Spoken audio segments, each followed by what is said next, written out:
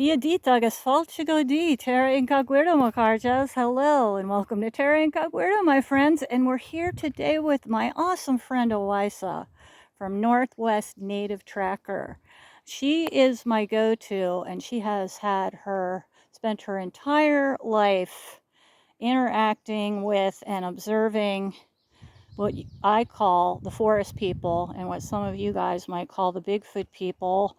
I've been relating a lot of information to you guys about the forest people through the information that I learned on Owyssa's channel.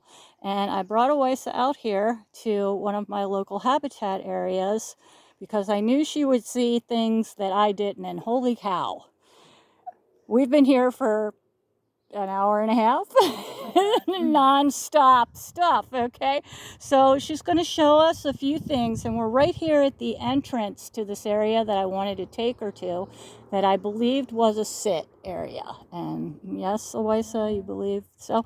Okay, so she's going to start off by showing us there's some markers on the ground, and she's at the entrance to this trail, and she's going to talk about them to get started. Some of the things that Bigfoot will do when they're in an area is they will let other Bigfoot know that they're there, and how they do that is they will put a straight stick across the current trail that they're using, and a lot of the time they will leave a secondary marker. Sometimes it's a Y stick, sometimes it'll be a Thunderbird marker, or it might be a stone. Just depends on the group's traditions. Okay, so this is the straight stick right here. This is a straight stick and here. It's been broken. Yeah, there's also a bunch of snap sticks up here, so there's plenty of evidence. Okay, and then this is the secondary stick right here. Yep. Okay, now we're gonna travel up into here, and we'll be right back after we brave the brambles. Okay, here's some markers that Owyssa is going to explain to us. Okay. So some of the things that they do when they're trying to trade with each other, they'll usually use a snap stick or a stick to indicate that they are a person. That's this stick here that looks like a backwards 7. Sometimes it will be flipped the other direction, but it still means the same thing. And this one actually has a secondary kana worked into the end of it down here. And we've got a stone marker there. The stone marker usually means person. Okay, she's pointing to this stone right here, and you can clearly see that stick has been snapped. Yep, and then where we just came in is another little marker right there. Yeah, indicating that's the trail in, guys. That's okay. So see, directly pointing. Yep. Okay. All right, we're gonna move to a different area now. Yeah. Okay. So this is what primarily drew me to this area, because I could see it through the forest. This has been here for many years, and I made the assumption that this was a blind. And this is the primary reason I brought Owyssa out here, was because of that formation. So she's going to tell us a little bit about this formation right here.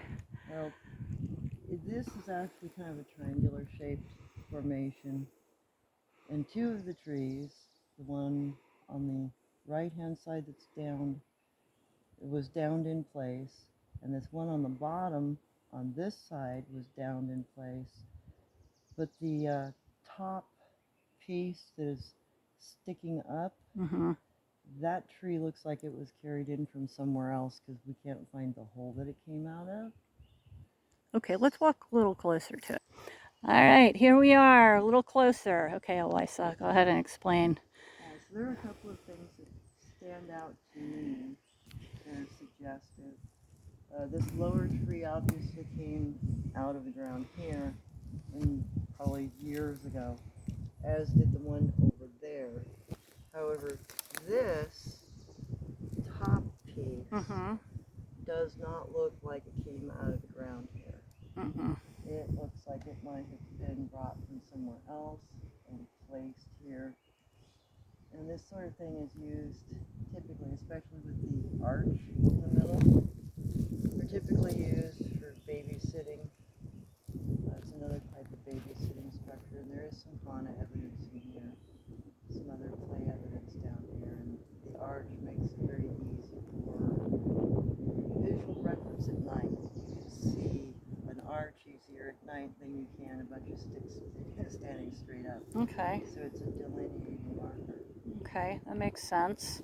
And tell the Incogweirdos what you told me about how they sometimes cover this type thing over. More things, fewer higher elevations. They'll take their down logs or trees, and they'll mound them over, leave an entryway so they can get in and out of it, and they'll use a structure like this as a day bed to nap in. Okay. And shade themselves. Okay. All right. We're gonna take you over to a spot that we're calling the playpen. At least I am. That's got some pretty crazy stuff going on. So we're gonna take you over there, and Owyssa will show you some evidence of play and of younger forest people mimicking behaviors of adults, just like we Homo sapiens do. So they're in training to be trail runners and hunters and basket weavers and all the things that that people do when they grow up. Okay, so we're gonna go over to that spot. Okay, so this is the area that we are calling the playpen, and notice how many bent branches there are in this area. Okay, see bent branches everywhere, and piles of sticks. Like where do these piles come from? Like these aren't like all broken up and coming from this tree. Okay, and there's some really interesting behavior being displayed here. Here she's showing you one of the arches that, and that down tree is kind of like a terminator mark to keep the kids, and apparently there looks to be a sleeping area behind it, but we're going to show you some interesting building behavior. Hang on.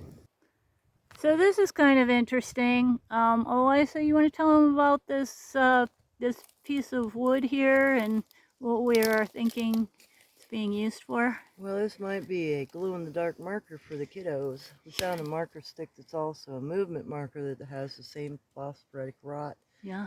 And there are no tree trunks in this area that have the rot.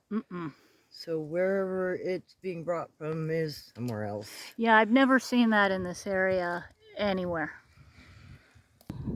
So this may look like a just normal clutch of saplings, yeah. But what you might not notice, besides the fact that there's hanging markers, which it's like slightly impossible to see, but there's one right there. Tree marker right here, trail marker, right there. Okay, but what is hard to see, we have a snap stick here, we have a bent down stick, but all this stuff, people, it's all glued together. It's glued together, okay? Like with pitch and stuff. So check it out close.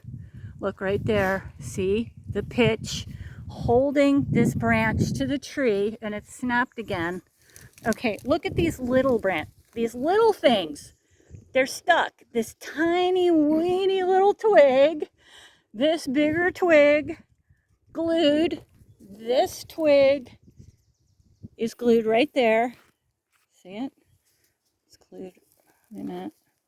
Right there. See it? Okay.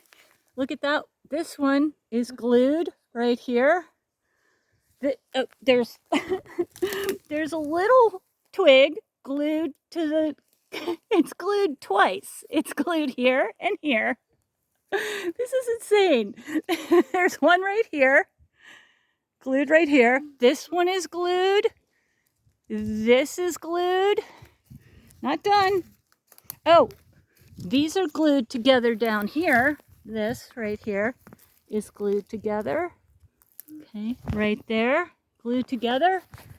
And up here, glued together.